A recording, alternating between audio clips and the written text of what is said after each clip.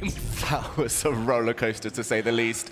I mean, the number of small errors, the number of blunders, the number of missed opportunities, it had everything. But Hikaru, that's the type of position he needs, that type of endgame where he has some counterplay. Yes, he was a pawn down for most of it, but he had the stronger nerves.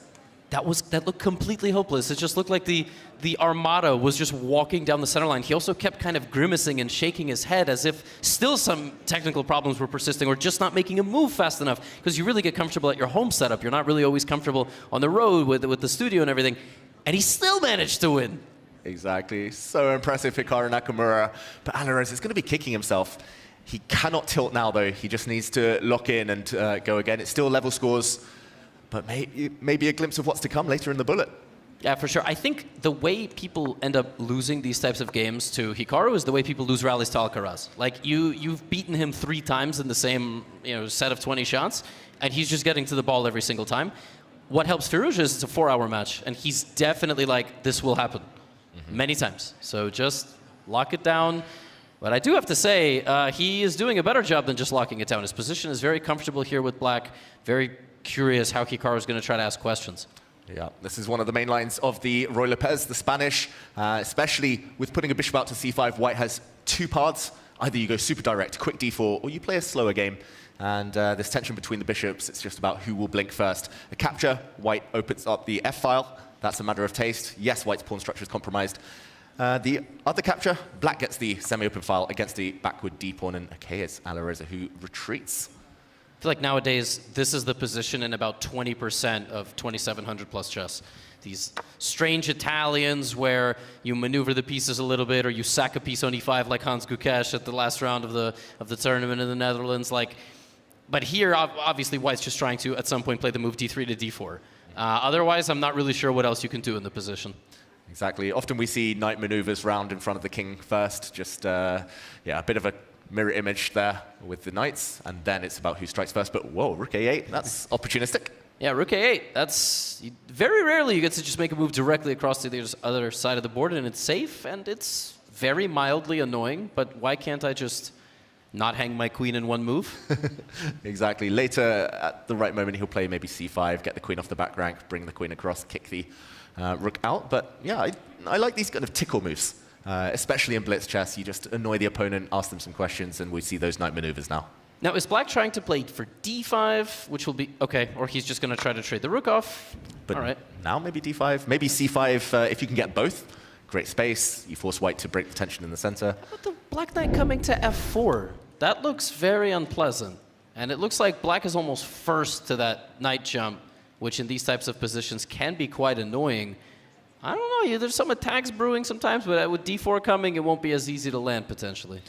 Exactly. d4 is a nice move to get in, finally, but there have been so many exchanges that White's extra space in the center doesn't really amount to much. Black's never going to feel cramped at all, and now is actually fighting for the squares and can at some point even block in the White bishop. I think Alireza is going to be very happy here. Do you take on d4 with the e-pawn and then play c4, or do you just play c4? I would be tempted to take if I was feeling ambitious. But if you want to keep control, maybe c4. Because your rook and knights are targeting the pawn. OK, you could do neither of those things. Just make an improving move. White can take on the left side, the right side, push, or do nothing. And he has to make a decision very fast. Chess is hard. It's much easier to be like 1100 and just be like, pawn for pawn, I don't know. But he goes back with the bishop. He's avoiding that. And Black takes the diagonal right away. Exactly, and that's the difference with the knights, as you mentioned. The Black knight can easily come in, especially if it locks up in the center. White's knight will always get exchanged if it does land on f5. It just feels easier for Black to play somehow. More space, more kind of options. White's just kind of sitting, waiting, unless he commits now. I kind of feel like Hikaru's waving on the young fellow. I feel like he's backing up, and he's almost like waving him on, like, come in with the pawns, with the knight, like, go for an attack. He's almost baiting Alireza into another one of these games where it feels like he's putting on the pressure. Alireza very content to play a symmetrical structure and just kind of rely on piece activity. But it does feel a little bit like Hikaru's like, come and get me. Exactly. I think it's a style thing. Ultimately, the position is just equal. Yeah. And he knows most openings he chooses. Probably Alireza will have a solution. So he just wants a longer game. He can sit, not risk too much with White. You go around a bit and wait for your chance a bit later. At least it feels like a good way to recover for both players after the chaos of the previous one. I was just about to say, this is certainly the most boring game we've had by far. We can allow 1 or 2 of these. Yes, for sure. In some Spanishes, if things don't get going, they don't get going. Although, I will say Hikaru is definitely prepping a ton of Spanishes right now for the upcoming Candidates Tournament, probably taking like ideas in all lines, not just in these solid lines and in everything. Now you can put a bishop on c5, a knight on e7, God knows what else. So, however, the position's not totally dead. We see Hikaru here not finding a very easy next move. Yeah, he wants to commit. I think he wants to push forward with his pawn. That would be very ambitious. Shout out to our audience there. But yeah, there's just no good waiting moves left. All the pieces are maximized. Rook on the open file, queen centralized, knights. Nice to see everyone enjoying this position, maybe more than the players are. Yes, it's great to stare at them and feel the tension in the room. I was in there. I'm sure it's there. And especially for these super high stakes matches, it's very nice. Queen d1. Well, he wants to put the bishop back to the square that he moved it away from, David. Exactly, deciding the white bishop inferior to its counterpart, so maybe trade them off. Bishop to b3 incoming. And yeah, it still looks very stable, but ooh, knight to f4. Is that a sacrifice, or is that pawn poisoned? Ooh, he's asking for a repetition now. I was looking at the e5 pawn, but Hikaru brings his queen back to d2. And it was not a sacrifice, probably because of pawn takes. Why was it not a sacrifice? I'm trying to like figure it out live on the air, and I don't. Maybe there were double attacks. Maybe we show this very quickly. If a pawn had been captured on e5, white would have had 2 loose pieces, I believe. And let's try and show it as Hikaru ponders what to do next. Take. And queen c7, queen c5, I'm not sure which one.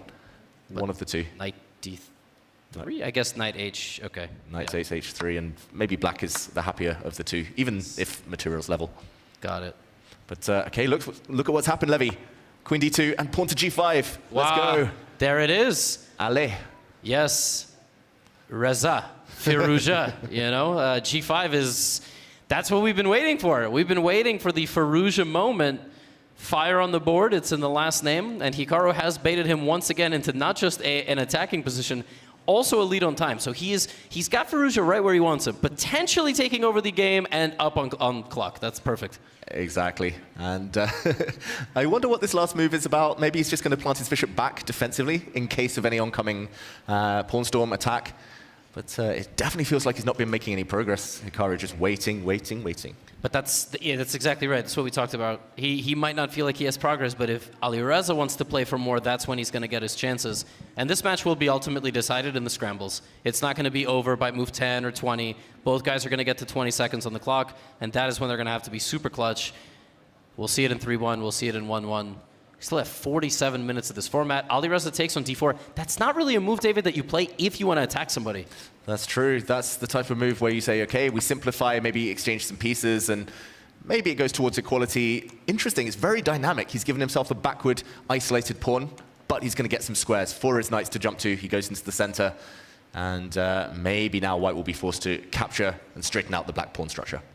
And knight d4 wouldn't work. It does, okay. Well, we're about to find out, maybe. You wanted to say some tactics, right? Bishop takes, yes, bishop takes, queen takes, knight checks, knight forks. He does go for it. Brilliant sacrifice. I mean, Hikaru certainly saw this. He must have seen this because I saw it, and that would be a very poor sign. He's like 500 points FIDE rated more than me. But I think white has a moment here, maybe like knight f5 or something to just avoid this. You don't have to take it. Yeah, let's show the idea for everyone at home just very quickly as he actually goes the other way, Hikaru. It's a mistake. Wow, bishop takes g2, the blue arrow appears, Levy. Deflection.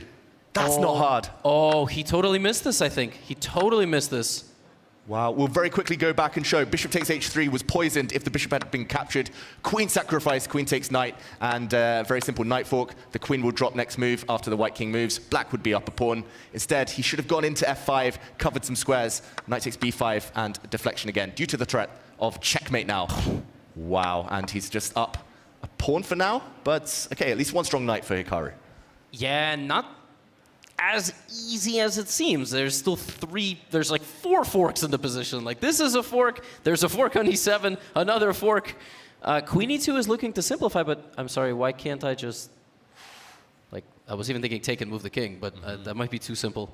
Yeah, take, move the king. It's very tempting. The king would attack the knight on e2. There would be a threat of a fork, but black could defend C2. with this rook coming in. Oh, I don't know. That's not the most ambitious move. Maybe he just wants to play it a bit safer, but the clock is going to play a huge role now. The scramble is incoming. Rook c2 forced to get the rook onto a safe square. Okay, so now we probably... Takes with check feels correct. What? What? He wants to force a draw, but the black rook is going to save itself. Or is it? He's going to try and constantly, eternally harass the rook, which needs to stay defending its knight on e2. Knight e3 and rook d2? Or even rook b2?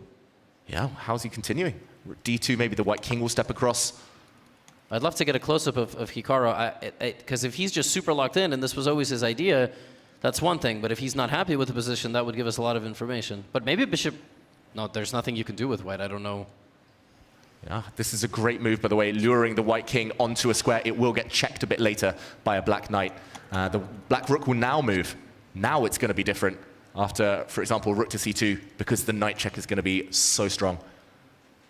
And you can't play knight e3. Hikaru has 3 seconds on the clock. Whoa! Whoa, why would Alireza play that? Now this knight can be hit. I'm not sure whether by the white knight or by the rook. Wow, bishop f1! What a move! Skewer, but we see some tactics. It's a fork, a double attack, and at the end, black saves himself. Oh, pawn up for Alireza, but still far from easy. The white bishop now suddenly super strong. How do you defend this pawn, by the way? Can't. You can't. Oh, king march, living life on the edge. The f2 pawn drops, back to a pawn up, but the white e pawn couldn't be taken there. It's marching. The king is coming, though. This is a mating net. How does the eval bar still say draw?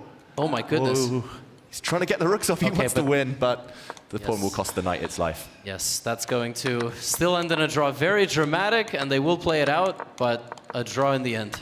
Oh, there we go. Great game, but missed opportunity for Alireza, you would say.